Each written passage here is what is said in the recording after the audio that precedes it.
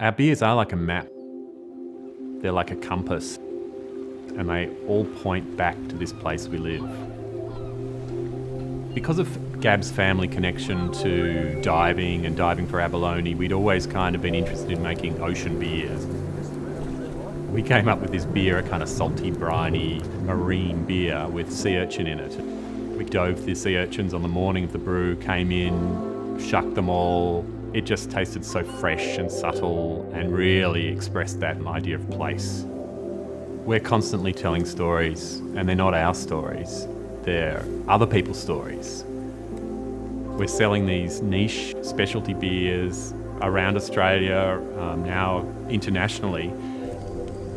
We're telling these stories so widely, but the beers all talk about this place.